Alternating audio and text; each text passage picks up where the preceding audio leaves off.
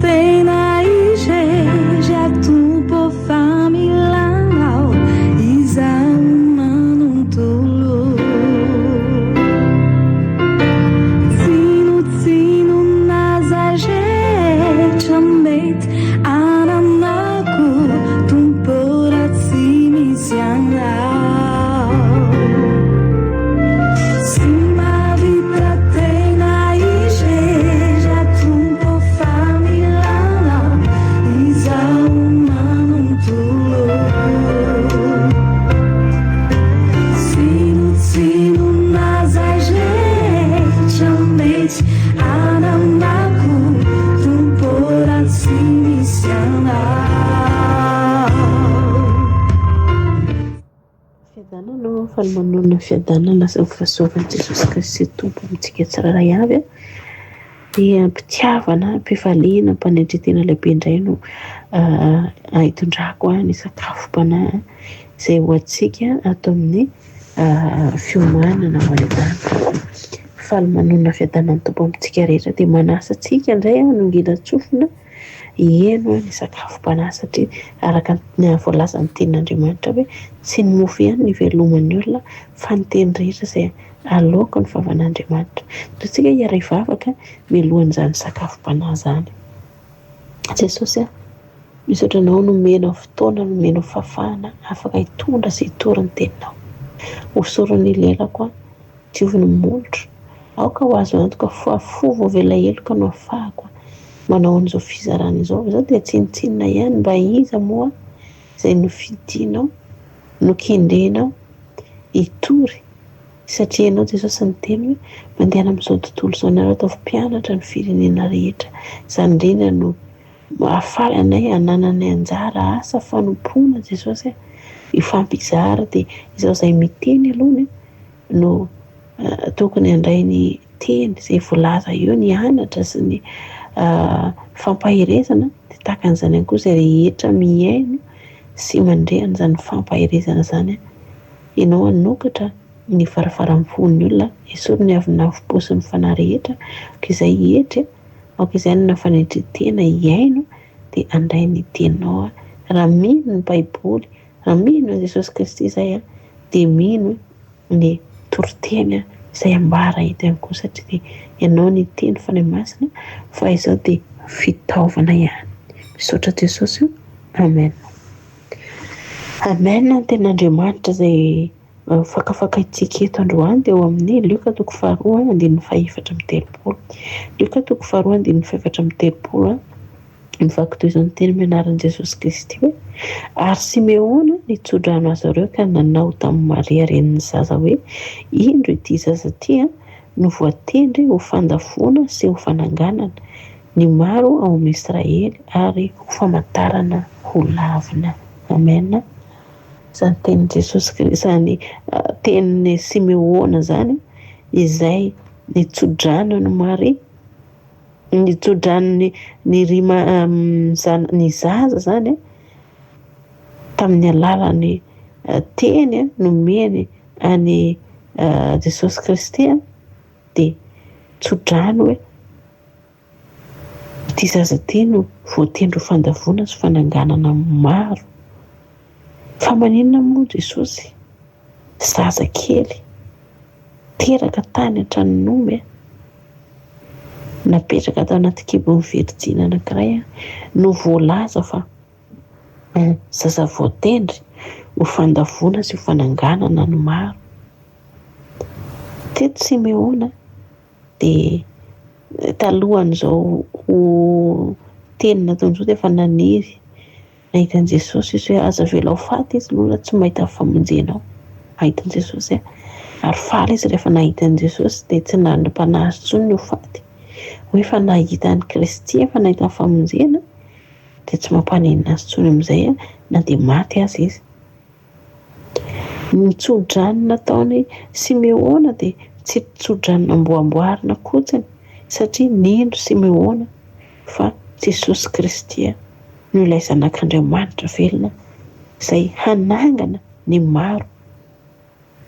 Maro ny olona no maty ara-panahy, maro ny olona no maty ara-pitiavana, maro ny olona ny hoe mahateritreritra, maro ny karazana fahafatesana hita eto amin'ity zao tontolo zao dia velona fa miaina anaty fahafatesana. Jesosy Kristy dia tonga nofo ny rahan'ilay ray malala mba ho tonga fananganana ny maro amin'ny fotoana izay voatendra'Andriamanitra, sady famantarana ho lavina hozy izy Jesosy Kristy. Ka zao tamin'ny alalan'izany tsodrano izany dia nidahiran'izany teny izany Maria tao am-poniny amin'i Jesosy. Maria dia tsy mba nanana an'i Jesosy izy tsy mba hoe niriary hoe Andriamanitra zanakay na zanak'Andriamanitra ny zanakay na ohatran'izao, fa azo an-tsaina matoa tsy voatantara anatin'ity baiboly ity ny fihetseham-pon'i Maria, satria Maria dia vehivavy virjina endry, nofidian'Andriamanitra ametrahana an'i Jesosy amin'ny alalan'ny fanahy. Tao anatin'ny Maria izany voalohany indrindra na dia nitondrany an'i Jesosy tao an-kibo aza dia efa nisy fananganana fiainan'i Maria,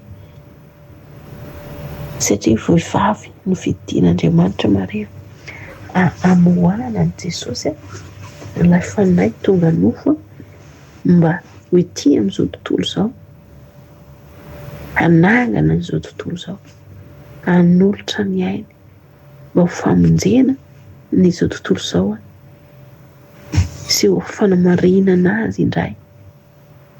Ankehitriny Jesosy dia mbola mifono ao antsika, mitaraina ao antsika ao anatrehany iray izay ny antony mbola tsy mahatonga azy ety amin'izao tontolo izao ety, satria mbola tsy tonga ny fotoana, fa ho avy kosa nefa izy izy ho avy toy ny mpangalatra.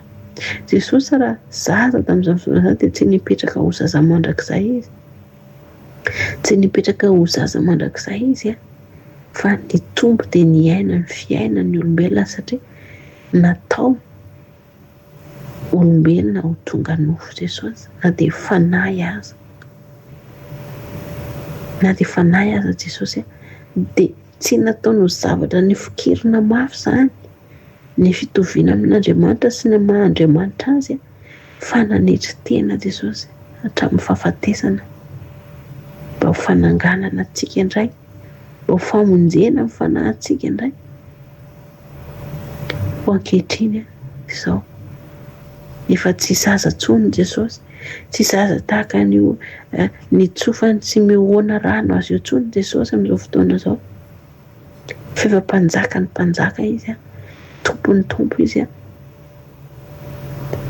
ao amin'ny fanjakany ao, manangana lapa-soa ho aiza ho anao indray Jesosy dia rehefa avy eo izy hiverina haka antsika indray. Fa isika izany mila manamboatra an'izay lapa-soa izay miaraka amin'i Jesosy amin'ny alalan'ny fankatoavana azy, amin'ny alalan'ny finoana azy, amin'ny alalan'ny tahotra azy, mba ho fananganana ilay fiainam-panahintsika rahatra izay, fanambarana fananganana ilay bildina antsika rahatra izay. Satria araka ny tenin'Andriamanitra hoe ny fisasarana rehetra dia misy valiny avokoa. Isika izany ny fananganana ataontsika ety dia manangana ny ara-panahintsika any amin'ny tontolontsika ara-panahy ny amin'ilay hiafarantsika, satria tsika mino isika kristiana dia mino isika kristiana hoe misy fananganana amin'ny maty, mino an'izany tsika. Ka zao manova tenim-pinoana, manova hetsim-pinoana, manangana fiainana eo fiainanao dia aro vavaka, dia aro asa, dia iseho ny voninahitr'Andriamanitra. Izay tena mino tokoa dia iseho amin'ny voninahitr'Andriamanitra, satria misy tenin'Andriamanitra izay miteny ny zavatra rehetra dia hainy mino atao. Ka zao Jesosy Kristy rehefa voatendry ho fandavona sy ho fananganana ny maro ary famantarana ho lavina raisy Jesosy, fa izay manana an'i Jesosy eo amin'ny fiainany, izay mandray azy eo amin'ny fiainany dia tsy hisy faravana mandrakizay izany. Tsy maintsy hisy fananganana, tsy maintsy misy fiarenana indray matokia an' Jesosy dia vonjeny ianao sy ny ankohonanao. Amen. Misaotra tompony amin'ny teninao, misaotrany amin'ny fampahirezana Jesosy, ianao ilay fanahy tonga zaza dia tonga lehilahy lehibe dia maty dia nitsangana ianao. Tompo izany no vidim-panafotana ho anay. Ankehitriny Jesosy dia atsangana ohatrano izahay amin'izao volan'ny fananganana izao, hidiro an-tsehatra ny fiainanay. Ninona maty, ninona malazolazo eo fiainanay dia atsangana indray Jesosy. Fa ianao ilay izaza izay nateraka tonga nofo, fa nay tonga nofo ianao hanangana anay. Ka ilay fanahy nanangana anao tamin'ny maty Jesosy hanangana rehetra koa izay maty eo amin'ny fiainanay. Ninona izany? Tononona izany teny izany ampinoana amin'ny anaran'i Jesosy Kristy avy any Nazareta fa izy fananganana eo fiainanay dia volany ty. Ninona irenay ho atsangana dia voatsangana izany satria hoatsanganay amin'ny anaran'i Jesosy Kristy tomponay. Raha manorina izahay androany dia azonay antoka ary mino izay fa ho tonga amin'ny fananganana sy ny fitsanganana izany fanorenana. Tsy misy ny tara ao aminao fa ny fanombohana ny zava-dehibe Jesosy. Misaotra tompo amin'ny anaranao ny renay sangatanezany vavaka izany voninahitra ho anao irery any Jesosy. Amen.